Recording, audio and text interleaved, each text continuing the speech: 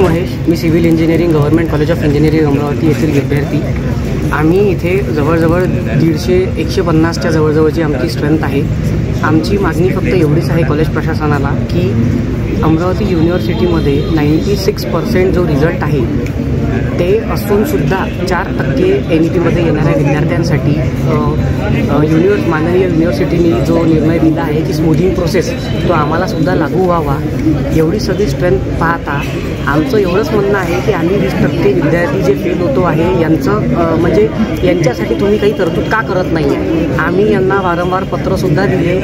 आम्ही आवक जावकमध्ये पत्रक दिलेले आहे. सगळं व्यवस्थितरित्या आम्ही यांच्यासमोर मांडलं तरी यांच्याकडनं आम्हाला कधीही समाधानकारक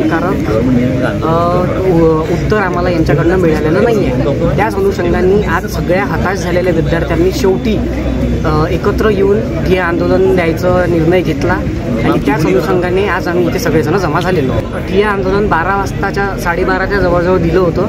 आता जवळजवळ 1-1:30 वाजतोय पण अजूनही कॉलेज प्रशासनामधून काहीच समाधानकारक उत्तर आलेलं नाही. तुमच्या मागण्या पूर्ण नाही झाल्या तर त्याच्यावरती काहीतरी समोरचं पाऊल पुन्हा घेण्यात येईल. इथेच आम्ही थांबणार नाही कारण आमचं शैक्षणिकरित्या खूप नुकसान होतं आहे.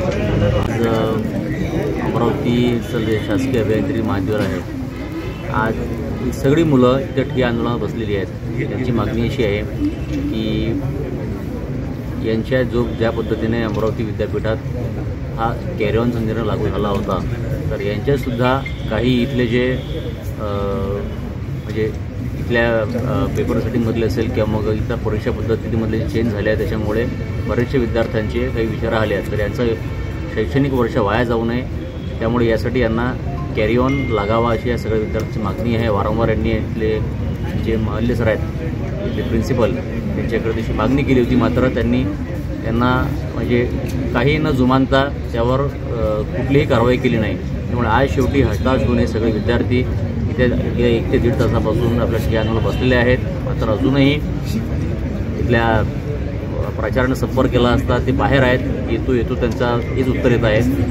त्यामुळे या विद्यार्थ्यांच्या पाठीशी उभं राहण्यासाठी अमरावती शहर युवक काँग्रेस आणि राष्ट्रवादी काँग्रेसचे पदाधिकारी जमलेले आहेत. सर्व पक्षाचे आम्ही सगळे कार्यकर्ते यांच्या पाठीशी ठामपणे उभं आहोत आणि यांच्या लढ्याला न्याय मिळवून देईपर्यंत आम्ही याच्यासोबत ठामपणे उभं राहणार आहोत.